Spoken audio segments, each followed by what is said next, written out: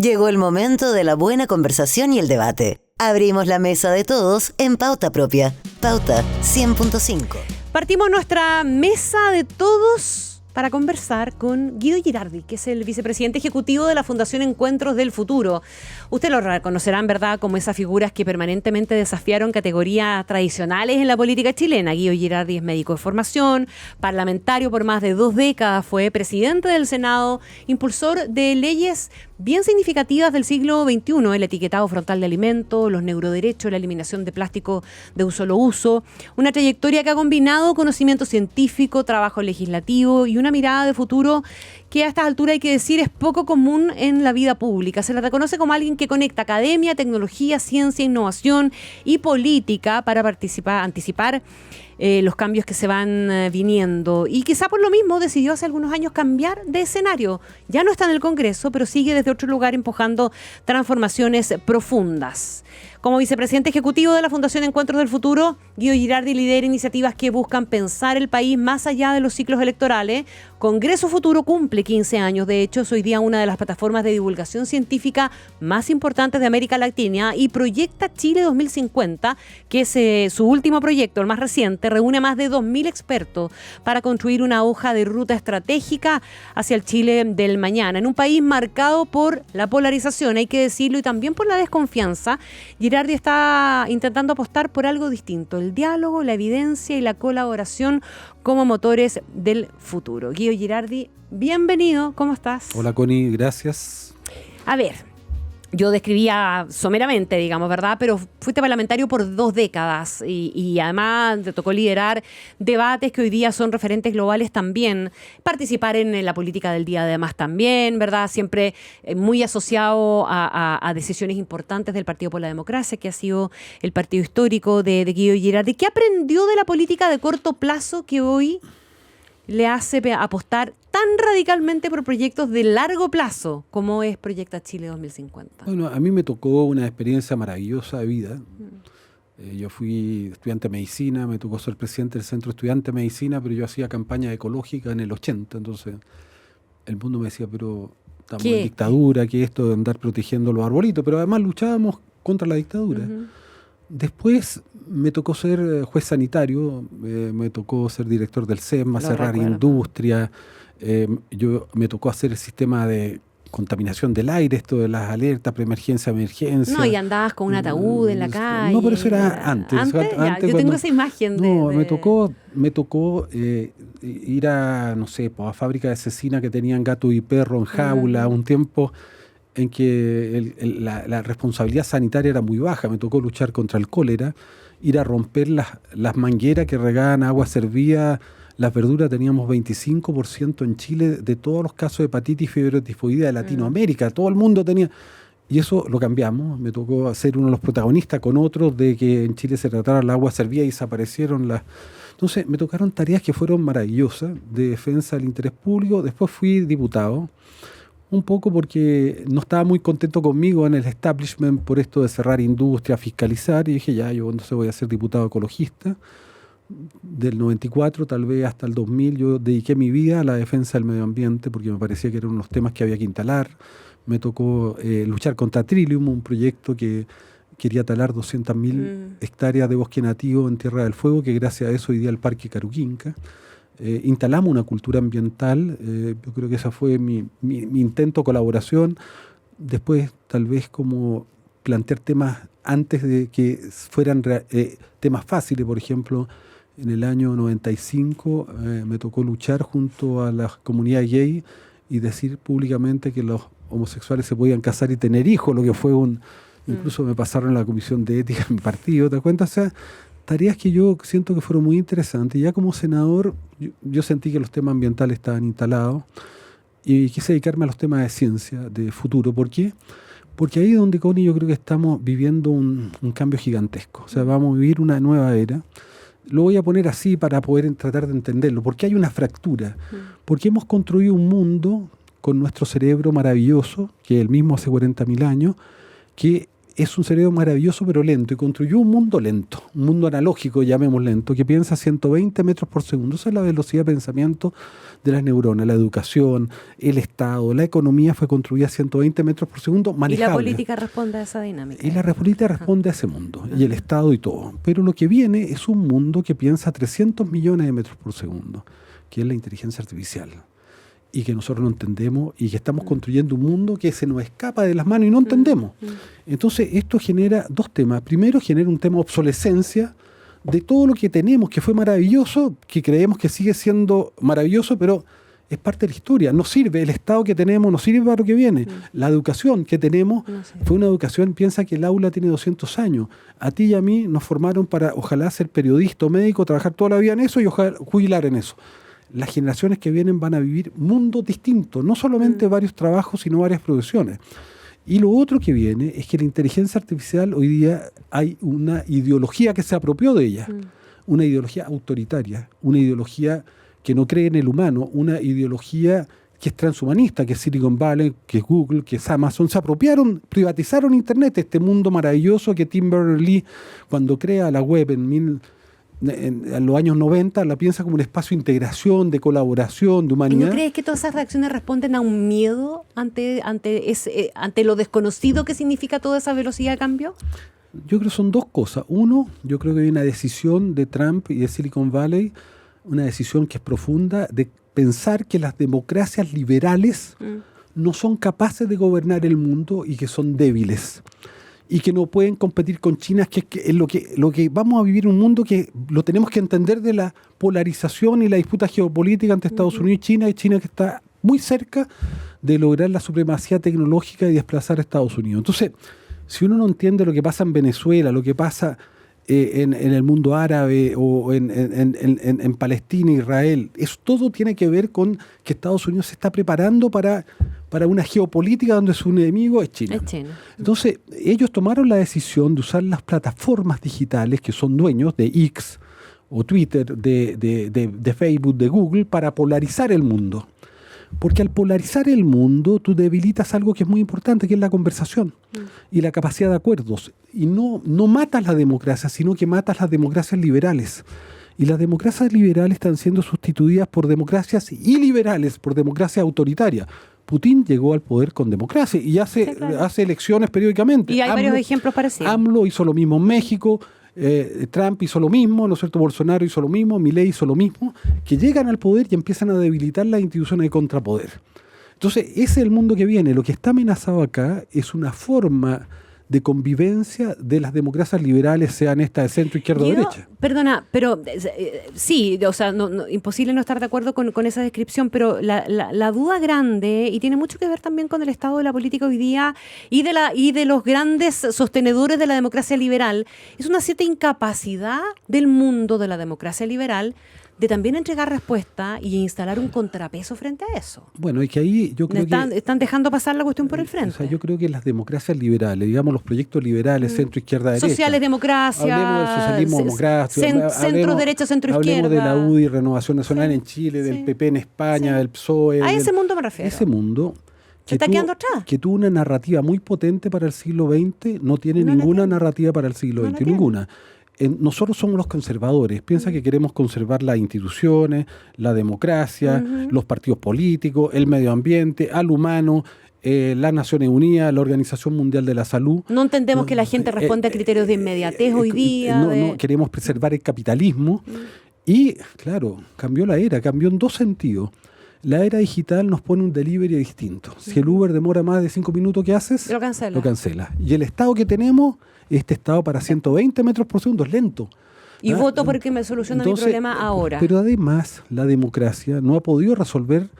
Hay una mayoría que yo llamo una mayoría periférica perdedora en el mundo, que son aquellos que sienten que efectivamente la democracia no le resolvió sus problemas, que siguen teniendo problemas de vivienda, de llegar a fin de mes, problemas de seguridad. O sea, la gente que vive en Vitacura que se queja de la seguridad, el que vive en Cerro Navia sí que tiene problemas de seguridad reales. Esa gente vive desamparada, ellos son los desposeídos. Esa gente que tiene rabia, que tiene indignación, antes esa rabia e indignación la canalizaban los proyectos liberales fundamentalmente de izquierda, pero hoy día esa polarización se desplazó o esa rabia como en un mundo polarizado se desplaza hacia Está encontrando respuesta en ese otro lado. ¿Y por qué?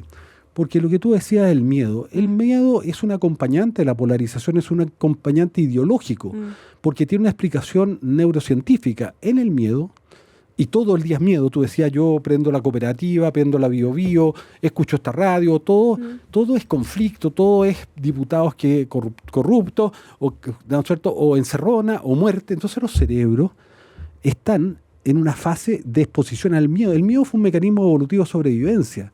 Porque si venía una fiera a comerte, si tú no tenías miedo te ponías a pensar, te iba a comer. Entonces el miedo está hecho para no pensar, el miedo está hecho para reaccionar rápido. Y el miedo, todos los contenidos negativos, los contenidos odiosos, los contenidos amenazantes, inciertos, van primero a una parte del cerebro que tiene que ver con las emociones, que se llama la amígdala, y no pasan por la corteza prefrontal, que es la parte del pensamiento reflexivo ejecutivo. Entonces, ¿qué está pasando en una estructura donde el cerebro está permanentemente expuesto al miedo? Si yo escucho la radio o la televisión, están llenos de cortisol, noradrenalina, catecolamina, en una actitud de permanente alerta, ¿verdad? Y no pensando, pero además no están usando la corteza prefrontal. ¿Pero qué está pasando? Las consecuencias de eso, que vamos a vivir una hipofrontalidad, vamos a perder con el tiempo, vamos a tener una atrofia de la corteza prefrontal y un mayor funcionamiento de la amígdala. Vamos transformándonos en seres menos reflexivos y más reactivos, que es lo que está pasando. Entonces, cuando pasa eso, hay algo que es muy importante. Esta rabia, esta indignación que antes la representaba la derecha, o sea, el mundo liberal o centro izquierda, centro derecha, hoy día, con el miedo, la gente busca seguridad y busca autoridad. Los cerebros transan su necesidad de libertad y de autonomía, lo transan por tener seguridad y autoridad, y buscan la autoridad, y eso es la narrativa que te ofrece la extrema derecha. Entonces, en el mundo y que cuando te lo ofrece el mundo de del demócratas liberales, en el fondo no se los cree. No tiene credibilidad porque son garantistas. Entonces, ¿qué es lo que pasa? Hoy día los Trump del mundo son los revolucionarios. Quieren terminar con el capitalismo, quieren terminar con las instituciones democráticas, tienen que terminar con los estados, quieren terminar con la Naciones Unidas, quieren terminar con el humano. Esta alianza con el transhumanismo muy potente. Porque los transhumanistas de Silicon Valley, o sea, Google, Facebook, ya tomaron la decisión que hay que ir al universo, que hay que ir al espacio. Son ellos que son dueños del presente y el futuro, son dueños de todas las revoluciones tecnológicas que estamos viendo, la inteligencia artificial, la nanotecnología, la computación cuántica, la edición genética, son ellos que están explorando el espacio, y ellos tomaron ya la decisión que hay que transitar a la inmortalidad. Todos los grandes dueños de las plataformas tecnológicas quieren ser inmortales, están invirtiendo billones de dólares en eso. Hay que abandonar el cuerpo, porque así como el cuerpo sirvió para colonizar África, la Tierra, ¿no es cierto?, y el cerebro de nuestros, evolutivamente, un cerebro que se desarrolló también ecológicamente, primero para la selva con el mono, después para la estepa con Homo habilis, después con Homo erectus para África. El cuerpo y el cerebro de nuestros Homo sapiens, de nosotros, está hecho para el planeta Tierra, pero nos sirve para bajar por el universo. Entonces, si no hacemos nada, la evolución, la presión evolutiva es para que nosotros abandonemos el planeta Tierra como abandonamos la selva y nos vayamos al universo. Y evolutivamente, entonces, tendríamos que continuar a ser un poshumano. Ahora, la decisión que tenemos es ética, tal vez a diferencia de Homo erectus y Homo habilis, que no pudieron. Homo sapiens hemos llegado a un nivel de desarrollo y de sociedad donde nosotros podemos decidir no continuar con el proceso evolutivo, detenerlo y seguir siendo humanos y preservar la humanidad. Estamos conversando con Guido Girardi, vicepresidente ejecutivo de la Fundación Encuentros del Futuro. Estamos todos con un poquito de angustia. Sí, porque en el fondo parte de lo que uno escucha y de lo que uno intuye también, porque esa descripción que tú haces respecto de los efectos que provoca la realidad en este minuto en nuestro sistema neurológico y en la cabeza y en la forma de reaccionar y de pensar, explica mucho de lo que estamos viendo también en el día a día, en la política, en los resultados, en las exigencias, en el cortoplacismo con el que estamos enfrentando también en la discusión de estos grandes temas, que siempre se van chuteando y se van chuteando. La pregunta, Guido Girardi, es hoy día, ¿por qué la política tradicional no es suficiente para comprender este tipo de fenómenos y para empujar esas transformaciones profundas? Primero porque vamos a vivir 4 revoluciones gigantescas, que van a cambiar todo. ¿Te das cuenta? Que vamos a pasar de una era donde el mundo era gobernable a un mundo que nos va a gobernar a nosotros si es que no tomamos las prevenciones. Yo te decía la edición genética, podemos transformar los seres vivos. Podemos hacer que esta historia que demoró 4.000 millones de años, 3.800 millones de años de que éramos una bacteria llegar hasta nosotros, con CRISPR-Cas9 la puedes cambiar en segundos. La nanotecnología, que son nuevos materiales, que son es trabajar en la escala atómica, es una revolución gigantesca poder generar nuevos materiales que tienen oportunidades y amenazas. O la computación cuántica. Piensa que la computación cuántica, los chinos desarrollaron un computador que su supercomputador más potente demora 12.000 años en computar. Con la computación cuántica se debe hacer un segundo. ¿Y eso qué significa? Que la capacidad de memoria que hoy día de los aparatos, los computadores, tu teléfono, se duplica de acuerdo a la ley de Moore cada 18 meses, lo acerca a segundo. Es una escala gigantesca. ¿Cómo convivimos nosotros, que nuestra memoria es la misma hace 40.000 años, la de mi cerebro, con una inteligencia artificial que es infinita, que va a progresar todos los días? La inteligencia, la tecnología cambió. La tecnología antes, esta tasa mejoraba mis capacidades de alimentación.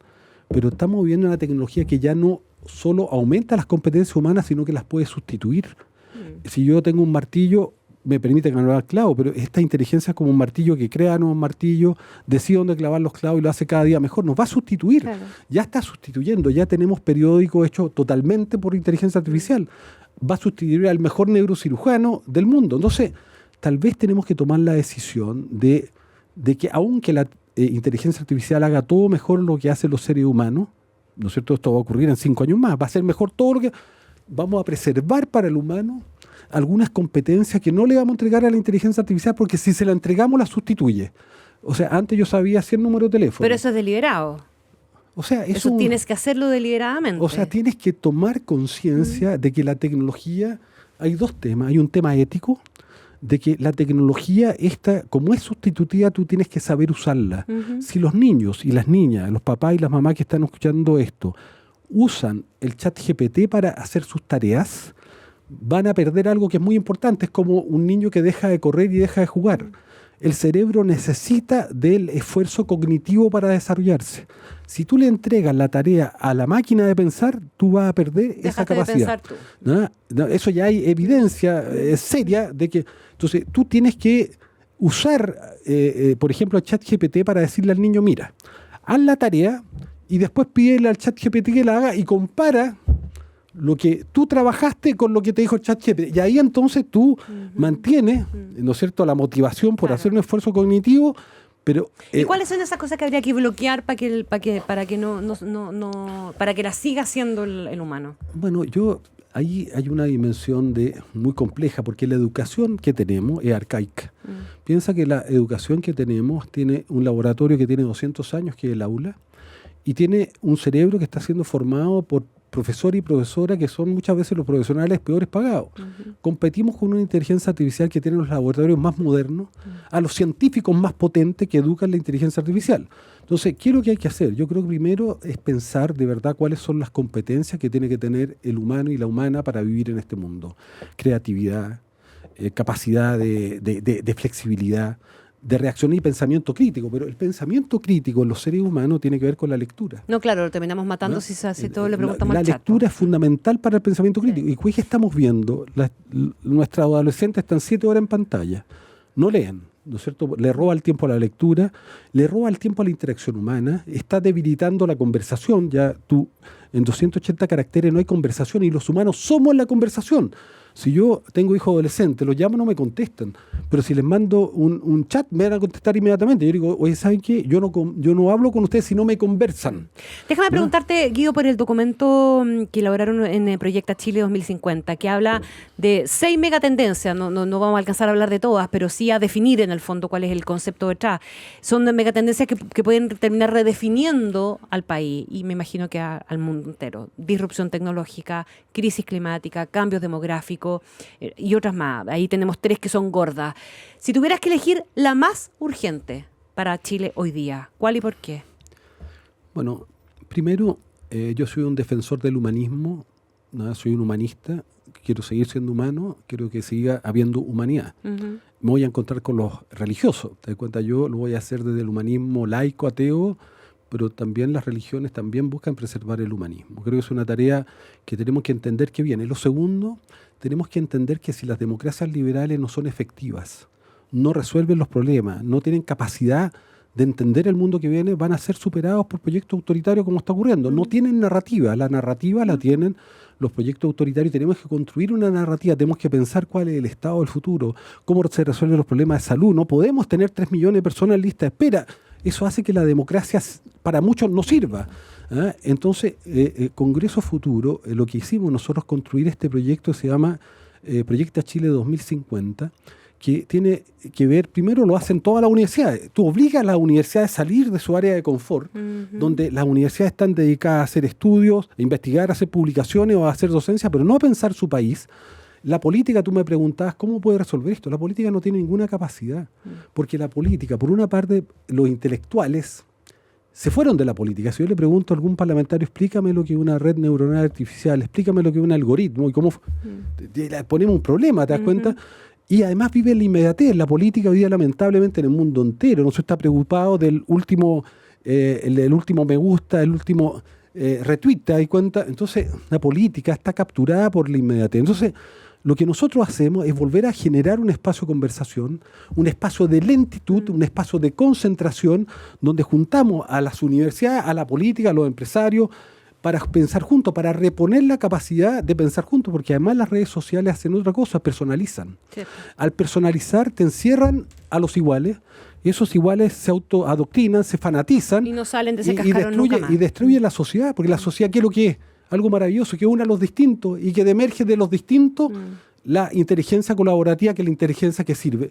En cambio, si tú solo estás con iguales, vas a perder la capacidad de aprender, porque uno no aprende lo que ya sabe, sino de lo que no sabe, y vas a perder la capacidad de inteligencia, y vas a tener una regresión emocional e intelectual. Entonces, en ese contexto, lo que nosotros tratamos de unir a los distintos. Por eso tenemos desde el Partido Comunista hasta republicano, senadores de todos los sectores. Por eso tenemos, y esto lo lidera la universidad, porque ¿por qué lidera la universidad? Porque si convoca un partido político, el gobierno o un sector político, una mitad se queda afuera. En cambio, si convocan la universidad. Ahora, ¿cuál es nuestra misión? Nuestra misión es proponer soluciones reales para construir una democracia eficiente y para llevar a Chile a ser un país con propósito. Chile no tiene propósito, está sentado arriba de una mina de oro y no tiene propósito. No nos damos cuenta que Chile puede salvar al planeta, que tiene los recursos más importantes del planeta de energía renovable, eólica y solar, que Chile, si tiene 2 millones de megas de energía solar, en el 2050 son 500.000 millones de dólares. O sea, impensable, 5 veces el presupuesto nacional, seríamos ricos como Finlandia. ¿No? Pero sin contar ni el litio, ni el cobre, ni tienes el océano más potente para alimentar al planeta con algas, que van a ser los alimentos del futuro, porque los ecosistemas terrestres no van a tener agua, van a tener crisis. El futuro de la alimentación va a venir de los mares, y Chile tiene mar. ¿Y en qué topamos para todo eso? Topamos en lo que tú planteabas. Topamos que en este mundo fracturado, en este mundo polarizado, no hay pensamiento al 2050. Hay un pensamiento... Ni siquiera hay pensamiento, hay un presentismo que está gobernando. Una rueda que gira. Entonces, lo que nosotros decimos, tenemos que plantarnos propósitos. Y Congreso Futuro 2050 es 2050 porque queremos ponernos meta al 2050 en salud, en educación, en minería, en inteligencia artificial. Porque si yo me pongo una meta, voy a poner el ejemplo de inteligencia de la energía, si Chile tiene 2 millones de megas en el 2050, que es 70 veces lo que tenemos hoy día, 70. Eso no va a ocurrir, requiere una reforma del Estado. El Estado está obsoleto para eso.